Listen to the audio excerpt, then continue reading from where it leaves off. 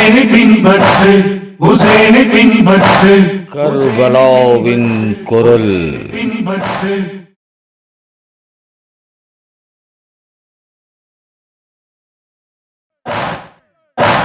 ஹுசைனை பின்பற்று, ஹுசைனை பின்பற்று, ஹுசைனை பின்பற்று, ஹுசைனை பின்பற்று. மனிதாபிமான நல்லியக்கம் செய்வோமே. ஹுசைனை பின்பற்று, ஹுசைனை பின்பற்று, ஹுசைனை பின்பற்று, ஹுசைனை பின்பற்று, ஹுசைனை பின்பற்று, ஹுசைனை பின்பற்று, ஹுசைனை பின்பற்று. மனிதாபிமான நல்லியக்கம் செய்வோமே. ஹுசைனை பின்பற்று, ஹுசைனை பின்பற்று, ஹுசைனை பின்பற்று.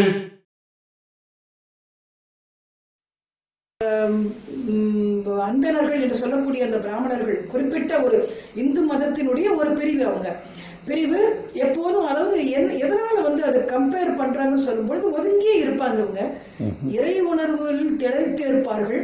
எந்த தர்க்க விவாதங்களுக்கும் வம்பு வாதங்களுக்கு போக மாட்டார்கள். அப்படிப்பட்ட ஒரு குறிப்பிட்ட செக்ட் எப்படி போனாங்க இங்க இருந்து கிளம்பி அரபு. அதுக்கு முன்னாடி ஒரு சின்ன ஒரு அதாவது நீங்க சொன்னீங்களே இவங்க இந்த புத்தகங்கள் எழுதப்பட்டது அப்படிங்களா, இந்த புத்தகம் எழுதியவர்கள்ல எத்தனை புத்தகங்கள் இஸ்லாமியர்களால் எழுதப்பட்டது, எத்தனை புத்தகங்கள் இஸ்லாமியர் அல்லாதவர்களால் எழுதப்பட்டதுன்னு சொல்ல முடியுங்களா? இதுல இஸ்லாமியர்களால் இந்த எல்லா புத்தகங்களும் அங்கீகரிக்கப்பட்டது. எழுதப்பட்டது எனக்கு நினைவில்லை. ஆனா 1911ஆம் ஆண்டு 16வது நூற்றாண்டுல ஒருத்தர் எழுதியிருக்கார், நிசாமிங்கிறவர் எழுதியிருக்கார். அது ஒரு இஸ்லாமியர். அதுக்கப்புறம் 1911 எழுதப்பட்ட புக்கும் 1924 எழுதப்பட்ட புக்கும் ஒரு இந்துவால் எழுதப்பட்டது. இதை இஸ்லாமியர்கள் பரிபூர்ணமாக ஏற்றுக்கொள்கிறார்கள், அங்கீகரிக்கிறார்கள். அதற்கு காரணம் என்னவென்றால் அவர்களுடைய தியாகத்தினுடைய நினைவு சின்னமே அங்க இருக்கு. இதை விட என்ன ஒரு சான்று இருக்க முடியும்? அவருடைய தியாகம் செய்ததுடைய அந்த ரஹப் சித் தத் அப்படிங்கிறவர் தான் முதலாக அந்த தத்து பூர்வீக குடும்பத்துல முதலாக சென்றவர்கள். சரி, இப்போ அடுத்த ஒரு கட்டத்துக்கு வருவோம். எப்படி இந்த குரூப் ஆஃப் பீப்புள் அங்கே வசிச்சுட்டு இருந்தாங்களே அரேபியாவில், எப்படி அவங்களுடைய முதல் தொடர்பு இமாம் ஹுசைனுடன் ஏற்பட்டது, எப்படி அவங்க உதவ ஆரம்பிச்சாங்க அப்படிங்கிறத கொஞ்சம் சொல்லுங்கள்.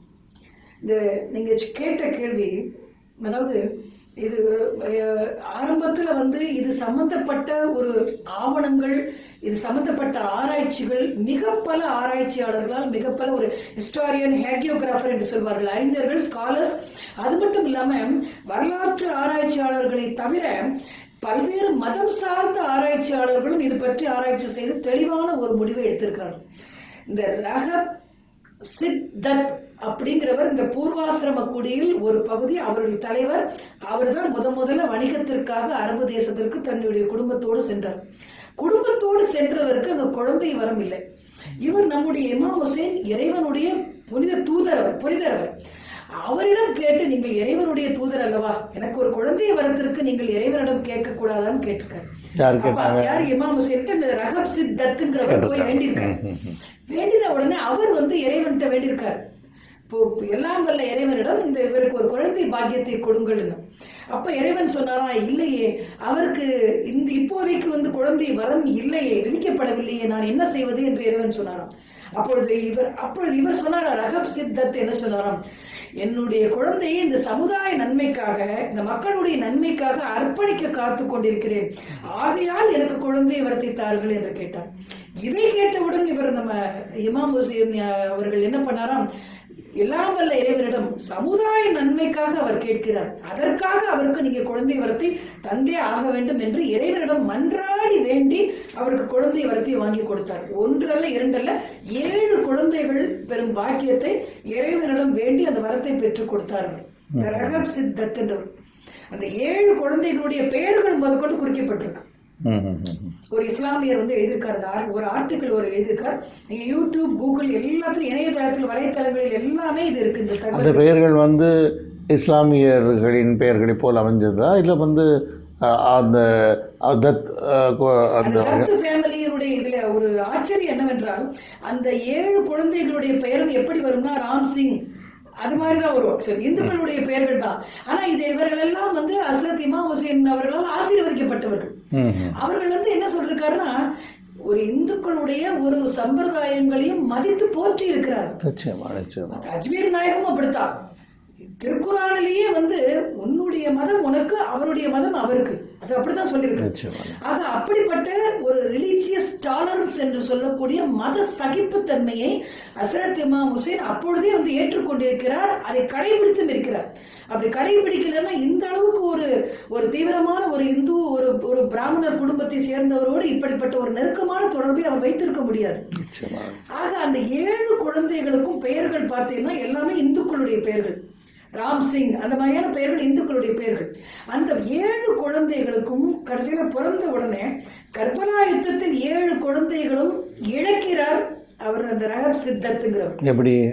எப்படி இழக்கிறார்னா, இந்த கர்பலா யுத்தத்தில் ஹஸ்ரத் நம்ம எல்லாருக்கும் தெரியும், முன்னெடுத்து சென்ற இவருக்கு யுத்தத்திற்காக இவர் செல்லவில்லை.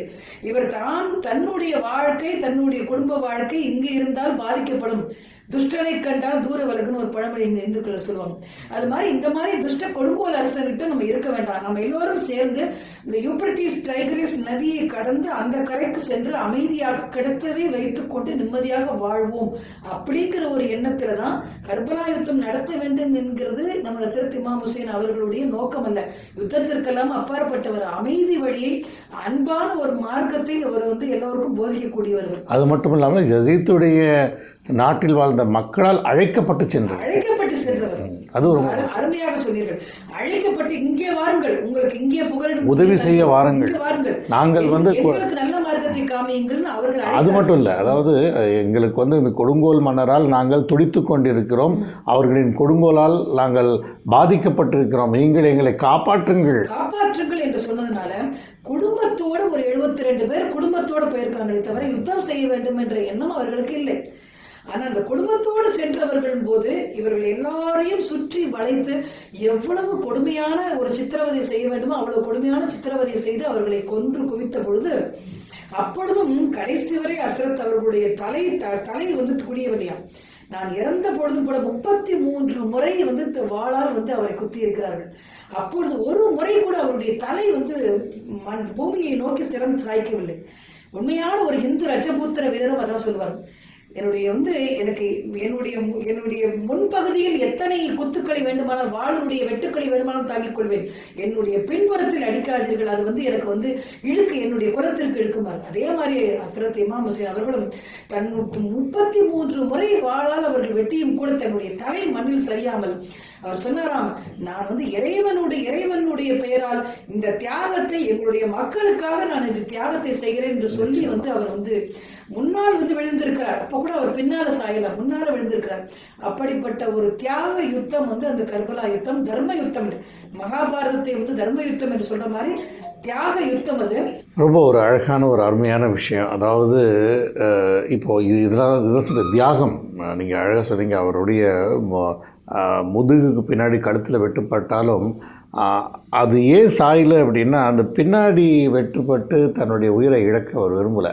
வா, நீ என்னை அடிக்கணும்னா முன்னாடி வா அப்படிங்கிற ஒரு ஒரு ஒரு உண்மையிலே சொல்கிறேன், இது ஒரு நியாயம், நேர்மை, தியாகம் செய்பவர்களுக்கு தான் இந்த மாதிரி எண்ணம் வரும். சரி, இப்போ நீங்கள் சொல்கிற அந்த ஒரு விஷயத்துக்கு வருவோம். அதாவது தத் ஃபேமிலியிலேருந்து அந்த இந்துக்கள் பிராமணர்கள் குடும்பம் வந்து இவர்களுக்கு உதவி செய்கிறதுக்கு வந்தாங்க. நீங்கள் அவர் 7 குழந்தைகளுக்கு வரம் கொடுத்தாங்க. நீங்கள் அந்த குழந்தைகளுக்கு இந்த வாரில் ஏதாவது அவர் ஈடுபடுத்தினாரா? அந்த வாருக்கும் இந்த குழந்தைகளுக்கும் தொடர்பு இருந்ததா அப்படின்றத சொல்லுங்கள். நிச்சயமா இந்த 7 குழந்தைகளையும் இந்த புனித போரில் ரஜப் தத் ஃபேமிலி அந்த குடும்பம் தியாகம் செய்தது.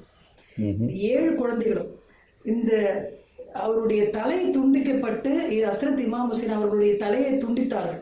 யார்? இந்த யசீத் ஃபேமிலி, யசீத்துடைய அரசர், கொடுங்கோல் அரசர் துண்டித்து விட்டு அவரை அவமானப்படுத்த வேண்டும் என்பதற்காக அந்த தலையை சிரியாவுடைய டமாஸ்கஸ் என்ற ஒரு தலைநகரமாக இருக்கப்படும் அந்த நகர வீதிகளில் கொண்டு சென்று அவமானப்படுத்த வேண்டும் என்று ஒரு திட்டம் வந்து வச்சிருந்தார். இந்த திட்டம் தகர்க்கப்பட வேண்டும். காரணம் என்னன்னா, ஒரு பெரிய மகானவர், மகான் மட்டுமல்ல, இறை தூதர், இறை நேசர், இறைவன் வந்து அவர் மூலமா இறங்கி எல்லோருக்கும் நல்ல மார்க்கத்தை காட்டக்கூடிய ஒரு புனிதர், அவருக்கு இந்த ஒரு அவமானத்தை நான் சகித்துக் கொள்ள மாட்டேன்னு சொல்லி இந்த ரஜப் சித்தத் ஃபேமிலி குடும்பம் என்ன பண்ணித்தான், அவருடைய தலையை பாதுகாத்து வைத்ததாம்.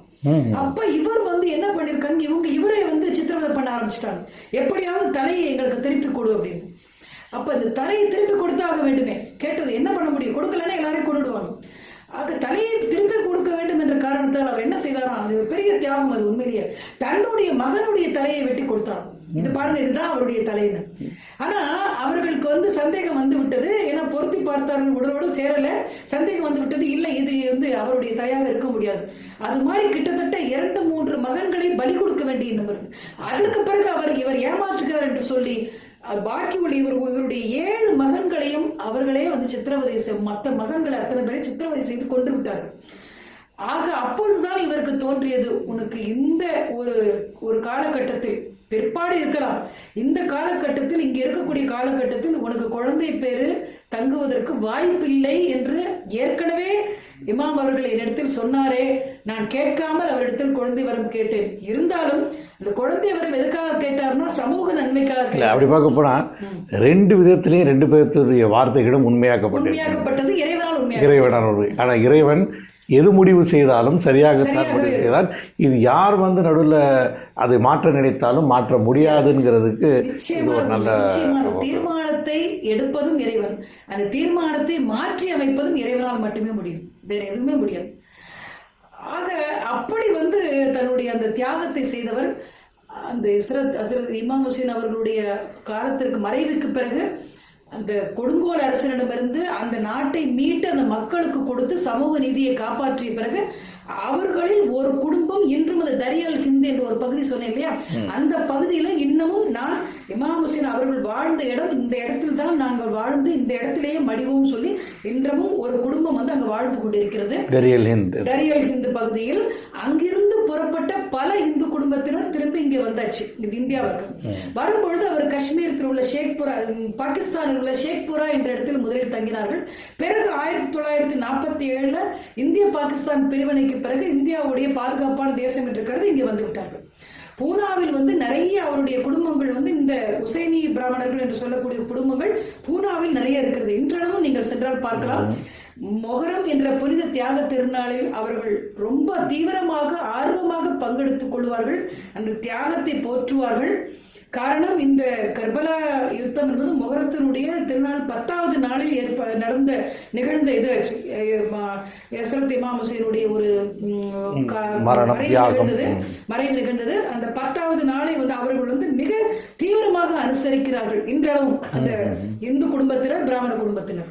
நிச்சயமாக இது கேட்குறப்பவே ஒரு வியப்பும், அதே நேரத்தில் வந்து இப்படியும் இருந்தார்கள், ஏன் இந்த காலகட்டத்தில் நாம் அப்படி இருக்கக்கூடாது, ஏன் சில வித்தியாசங்கள், இந்த விரிசல்கள் அப்படிலாம் நிறைய தோன்றுது.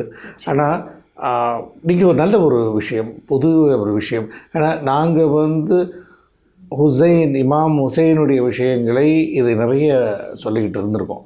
பட் அதே நேரத்தில் ஒரு முஸ்லீம் அல்லாதவர்களின் பங்கும் இருக்கிறது என்பதை நம்ம மக்கள்கிட்ட வந்து இப்போ நீங்கள் சேர்த்துருக்கீங்க. அதுவும் பிராமணர் குடும்பத்தை சேர்ந்த ஒரு பிராமணரால் இந்த விஷயத்தை வெளிக்கொண்டு வரும்போது இதில் இருக்கும் உண்மை, அதில் இருக்கும் சக்தி, இது மக்களிடையே போய் சேரும்போது நாங்கள் மிகவும் சந்தோஷம் அடைகிறோம். இந்த நிகழ்ச்சியில் உங்களை அழைத்து உங்களின் இந்த விஷயங்களை மக்களிடம் கொண்டு போய் சேர்த்ததற்கு நீங்களும் வந்ததற்காக நன்றி. வேறு ஏதாவது குறிப்பாக இது முக்கியமான ஒரு இன்சிடென்ட்ஸ் சொல்லுங்கள். குறிப்பாக இதில் முக்கியமாக நாம் உணர்ந்து கொள்ள வேண்டிய ஒரு உண்மை, ஒரு சத்தியம் என்னன்னா, நம்முடைய மத நல்லிணக்கம், தேசிய ஒருமைப்பாடு, இதற்கு வந்து உசைனி பிராமணர்கள் ஆற்றக்கூடிய பங்கு அளவில்லாதது. காரணம், எங்களுக்கு எல்லா மதமும் சம்மதம். இஸ்லாமிய மதத்தினுடைய சம்பிரதாயங்களை நாங்கள் அங்கீகரிக்கிறோம், ஏற்றுக்கொள்கிறோம். எங்களுடைய மத சம்பிரதாயங்களை நாங்கள் பின்பற்றுகிறோம். பெரிய விஷயம். அப்படி சொல்லும் பொழுது ஒரு மதங்கள் கடந்த ஒரு ஒற்றுமையை காண்கிறோம். ஒரு அன்பு, இஸ்லாம் வந்து அன்பால் விளைந்த ஒரு மதம், அன்பை போதித்த ஒரு மதம். அப்படிங்கிற ஒரு இதை வந்து இஸ்லாமியர்களை காட்டிலும் இந்துக்கள் அதிகமாக எடுத்து சொல்லும் பொழுது இன்னும் வந்து மதம் சார்ந்த வேறுபாடுகள் மறைந்து நாம் எல்லோரும் அனைவரும் ஒன்றே அப்படிங்கிற ஒரு கருத்து வந்து மக்களிடையே சென்று அடையும் பொழுது அது ஒரு மிகச்சிறந்த ஒரு விளைவை ஏற்படுத்துது. அதுதான் வந்து எங்க எல்லாருக்குமே ஒரு சந்தோஷப்படக்கூடிய ஒரு உண்மையிலே. இப்போ நாங்களும் இங்கே நான் உட்காந்துருக்கேன் இந்த இடத்துல என்ன பெரிய சந்தோஷப்படுறேன்னா, இன்றைய நாள், அதாவது முஹர்ரம் என்கிற அந்த மாதத்தில் கர்பலாவை பற்றி பேசி கொண்டிருக்கும் போது இந்த 10ஆம் நாள் அதை நினைவு கூறும் பொழுது இந்த விஷயம் ஒரு உலகத்துக்கே நாம் உங்கள் மூலமாக, அதாவது மத நல்லிணக்கத்தை மக்களிடம் தருகிறோம், இது அதாவது மக்கள் எல்லோரும் இப்படித்தான் இருக்க வேண்டும், இருங்கள் என்று ஒரு அடிக்கோடிட்டு காட்டுறது போல இருக்குது. ஸோ எல்லோரும் இந்த விஷயத்தை மனதில் வைத்துக்கொண்டு இந்த உலகில் எல்லோரும் ஒரு சகோதரத்துவமும் அன்பும் சாத்தியம் சமாதானமும் இருக்க இறைவனிடம் நாம் அனைவரும் சேர்ந்து பிரார்த்திப்போம். எங்கள் நிகழ்ச்சிக்கு வந்ததுக்கு மிக்க நன்றி. அஸ்ஸலாமு அலைக்கும். நேயர்களே, இது போன்ற நிகழ்ச்சிகள் தொடர்ந்து வந்து கொண்டே இருக்கின்றன. மீண்டும் அடுத்த தலைப்புடன் சந்திக்கிறோம். அஸ்ஸலாமு அலைக்கும்.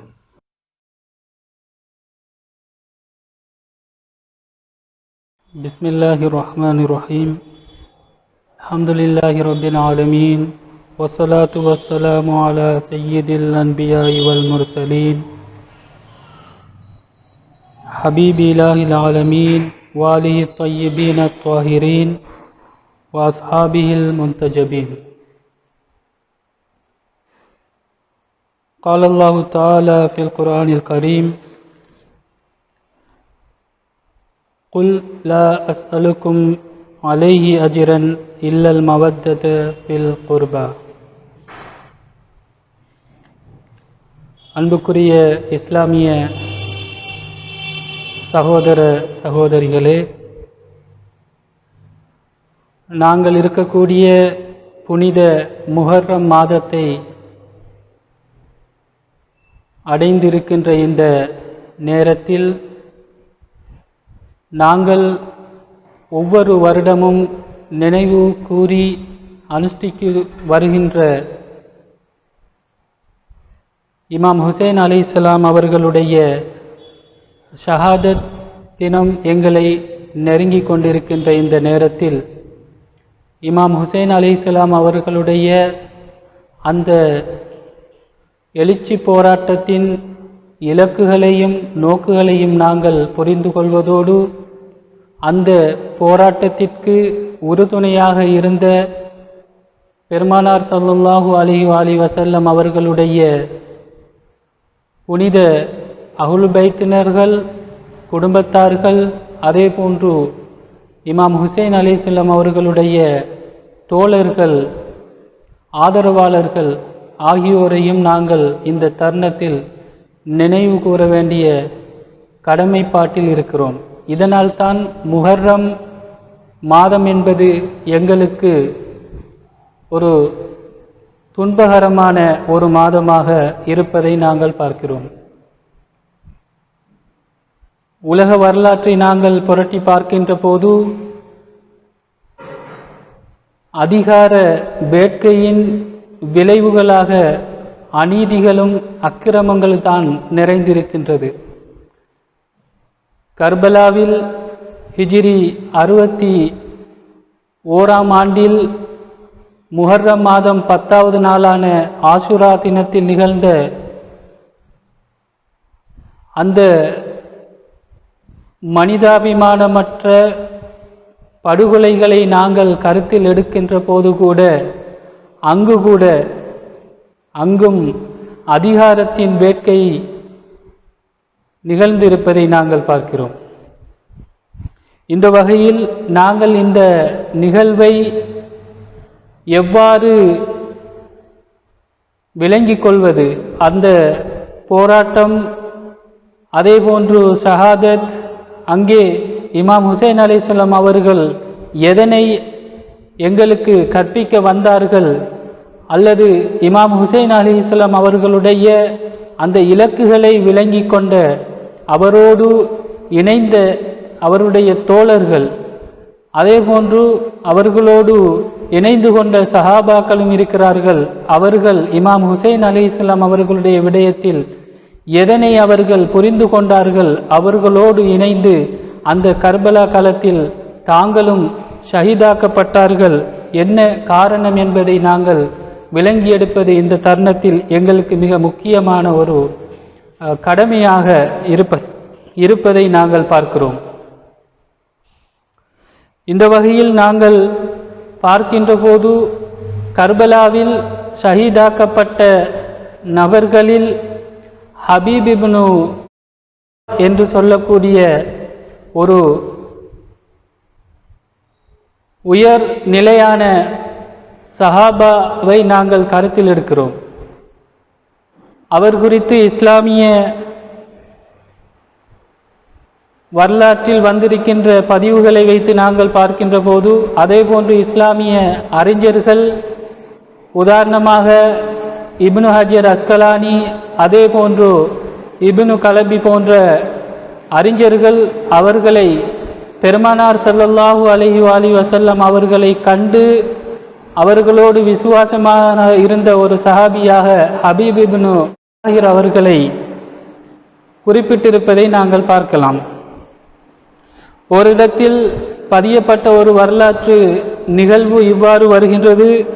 பெருமானார் ஸல்லல்லாஹு அலைஹி வஸல்லம் அவர்கள் ஒரு சிறுவரை அடிக்கடி காணுகின்ற போது அவருடைய கண்களில் முத்தமிடக்கூடியவராகவும், அதே போன்று தங்களுடைய வீட்டுக்கு அழைத்து உட்கார வைத்து உபசரித்த ஒரு சிறுவராகவும் இருந்த நேரத்தில் பெருமானார் ஸல்லல்லாஹு அலைஹி வஸல்லம் அவர்களிடத்தில் கேட்கப்படுகிறது, ஏன் இந்த சிறுவரை நீங்கள் இவ்வாறு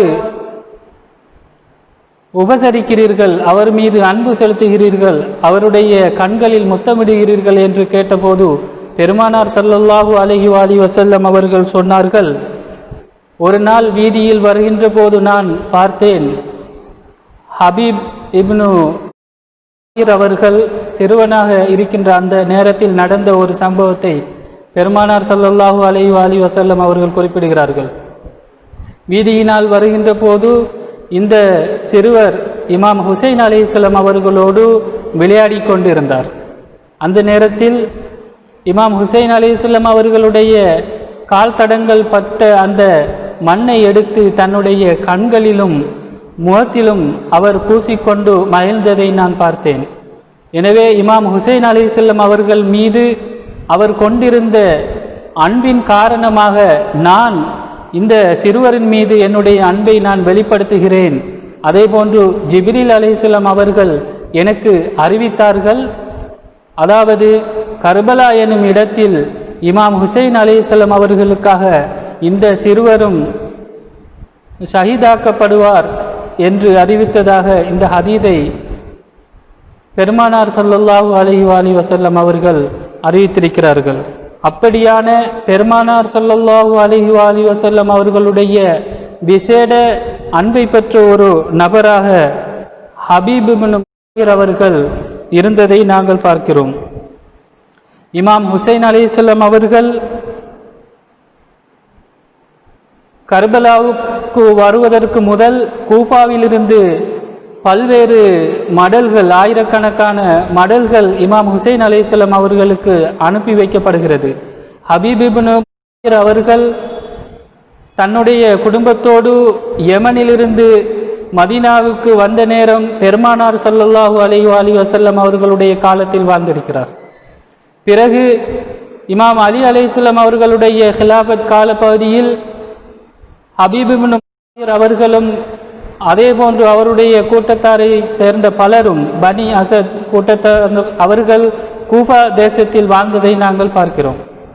பிறகு கூஃபாவாசிகளில் முதன்மை நபர்களாக தன்னுடைய மடலை இமாம் ஹுசைன் அலைஹிஸ்ஸலாம் அவர்களுக்கு ஹபீப் இப்னு தாஹிர் அவர்கள் அனுப்பி வைப்பதை நாங்கள் பார்க்கிறோம். இந்த வகையில் தன்னால் அழைக்கப்பட்ட இமாம் ஹுசைன் அலைஹிஸ்ஸலாம் அவர்கள் கூஃபாவை நோக்கி வருகிறார்கள் என்கின்ற செய்தியை முஸ்லிம் இப்னு அக்கீல் மூலம் அறிந்து கொள்கிறார். அதே நேரம் முஸ்லிம் இப்னு அக்கீல் அவர்கள் கூஃபாவை நோக்கி வந்து இமாமுக்காக வேண்டி பையத் எடுத்து கொண்டிருக்கின்ற அந்த விடயம் அறிந்த யசீத் கூஃபாவின் கவர்னராக உபைதுல்லா இப்னு ஜியாதை நியமிக்கிறார்கள். எனவே உபைதுல்லா இப்னு ஜியாத் என்பவன் அங்கே இருந்த மக்களை அடுக்கி ஒடுக்கி இமாம் ஹுசைன் அலைஹிஸ்ஸலாம் அவர்களுக்கு தங்களுடைய ஆதரவை தெரிவிக்காத வகையில் அவ்வாறே அந்த நகரத்தை முற்றுகையிட்டு விடுகிறான். எனவே முஸ்லிம் இப்னு அக்கீல் அவர்கள் தனிமைப்படுத்தப்பட்டு ஷஹீதாக்கப்படுகின்ற விடயத்தை நாங்கள் பார்க்கிறோம். எனவே இந்த சம்பவங்களை பார்த்த ஹபீப் இப்னு முஹாஜிர் அவர்கள் இந்த நிலையில் இமாம் ஹுசைன் அலைஹிஸ்ஸலாம் அவர்களை தனிமையில் விட்டுவிடுவது உகந்ததல்ல என்பதை அவர் புரிந்து கொண்டு கூஃபாவிலிருந்து மறைமுகமாக வெளியேறி இமாம் ஹுசைன் அலைஹிஸ்ஸலாம் அவர்கள் முற்றுகையிடப்பட்டிருந்த அந்த கர்பலா களத்திற்கு முஹர்ரம் 7வது நாள் அவர்கள் சென்றடைகிறார்கள். இப்போது கர்பலாவில் இமாம் ஹுசைன் அலைஹிஸ்ஸலாம் அவர்களுக்காக தன்னுடைய ஆதரவை அவர் தெரிவித்து இமாம் ஹுசைன் அலைஹிஸ்ஸலாம் அவர்களுக்கு ஒரு பக்கபலமாக அவர்கள் இருப்பதை நாங்கள் பார்க்கிறோம். இப்போது முஹர்ரத்தின் 10வது நாள் லுஹர் தொழுகையுடைய நேரம் வருகின்ற போது இமாம் ஹுசைன் அலைஹிஸ்ஸலாம் அவர்கள் எதிரிகளிடம் தொழுவதற்கான ஒரு சந்தர்ப்பத்தை அவர்கள் கேட்கிறார்கள். அந்த நேரத்தில் நாங்கள் பார்க்கிறோம் உமர் இப்னு சாத் போன்ற எதிரி படையினர் இமாம் ஹுசைன் அலைஹிஸ்ஸலாம் அவர்கள் தொழுவதற்கான சந்தர்ப்பத்தை வேண்டி இருக்கிறார்கள் என்கின்ற செய்தி கிடைக்கின்ற போது இப்னு தமீம் என்கின்ற ஒரு எதிரி அந்த படை வீரர்களிலிருந்து ஒரு படை குழுவினருக்கு தலைவனாக இருந்த இப்னு தமீம் என்பவன் அல்லாவினால் உங்களுடைய தொழுகை ஏற்றுக்கொள்ளப்பட மாட்டாது, அதற்கு நீங்கள் தகுதியானவர்கள் இல்லை என்று சொன்னபோது ஹபீப் இப்னு முஹாஜிர் அவர்கள் முன்னெழுந்து அவர்கள் சொல்கிறார்கள், அப்படி உங்களுடைய தொழுகை சிறப்புடையதாக ஏற்றுக்கொள்ளத்தக்கக்கூடியதாக ஒன்றாக இருக்குமானால் ஏன் பெருமானார் ஸல்லல்லாஹு அலைஹி வஸல்லம் அவர்களுடைய குடும்பத்தினருடைய தொழுகை ஏற்றுக்கொள்ளப்படுவதற்கு தகுதி அற்றதாக இருக்க முடியும் என்று கூறிவிட்டு இப்னு தமீமை நோக்கி ஹபீப் இப்னு அவர்கள் தன்னுடைய தாக்குதலை கொடுக்கிறார்கள். அந்த நேரத்தில் இப்னு தமீம் குதிரையிலிருந்து விழுகின்ற நேரத்தில் அவனுடைய படையினர் அவ்வாறே வந்து அவனை காப்பாற்றி சொல்கிறார்கள். இந்த நேரத்தில் ஹபீப் இப்னு முஹாஜிர் அவர்கள் ஒரு உரையை நிகழ்த்துகிறார்கள். அந்த உரை மிகவும் முக்கியமான ஒன்றாக இருக்கிறது. ஏனென்று சொன்னால் ஹபீப் இப்னு முஹாஜிர் என்கின்ற ஒரு சஹாபி பெருமானார் ஸல்லல்லாஹு அலைஹி வஸல்லம் அவர்களோடு வாழ்ந்த ஒருவர். அதற்கு பிறகு இமாம் அலி அலைஹிஸ்ஸலாம் அவர்களோடு வாழ்ந்திருந்தார். அவ்வாறே இமாம் ஹசன் அலைஹிஸ்ஸலாம் அவர்களோடும் அவர் வாழ்ந்திருந்தார். இப்போது தன்னுடைய அந்த ஆதரவை இமாம் ஹுசைன் அலைஹிஸ்ஸலாம் அவர்களுக்காக வழங்குவதற்கு வருகின்ற நேரத்தில் அவர் ஏன் இந்த ஆதரவை இமாம் ஹுசைன் அலைஹிஸ்ஸலாம் அவர்களுக்கு தான் வழங்குகிறேன் என்பதில் அவர் தெளிவாக இருந்ததை நாங்கள் பார்க்கிறோம். அந்த நேரத்தில் அவர் ஒரு உரையை நிகழ்த்துகிறார் எதிரிகளை பார்த்து. குறிப்பாக அந்த உரையில் தன்னுடைய தந்தையை இந்த யுத்த களத்தின் சூழலை அவர் விவரித்துவிட்டு குறிப்பிடுகிறார்கள், நீங்கள் எண்ணிக்கையில் கூடியவர்களாகவும் அதேபோன்று பெருமளவிலும் இருக்கிறீர்கள். நாங்களோ உங்களை விட வாக்குறுதி அளித்தால் அதனை நிறைவேற்றுவதில் மேலானவர்களாக இருக்கிறோம். அதேபோன்று சகிப்புத்தன்மையிலும் உங்களை விட சிறந்தவர்களாக இருக்கிறோம். அதாவது இமாம் ஹுசைன் அலைஹிஸ்ஸலாம் அவர்களையும் பெருமானார் ஸல்லல்லாஹு அலைஹி வஸல்லம் அவர்களுடைய குடும்பத்தையும் கொலை செய்வதற்காக வந்திருக்கின்ற எதிரி அணியினர் கூபாவாசிகளாக இருக்கிறார்கள். அவர்கள்தான் இமாம் ஹுசைன் அலைஹிஸ்ஸலாம் அவர்களுக்கு அழைப்பு விடுத்தவர்களாகவும் இருக்கிறார்கள். ஆனால் அழைப்பு விடுத்துவிட்டு அந்த வாக்குறுதிக்கு ஹுசைனை பின்பற்று, ஹுசைனை பின்பற்று, கர்பலாவின் குரல் பின்பற்று.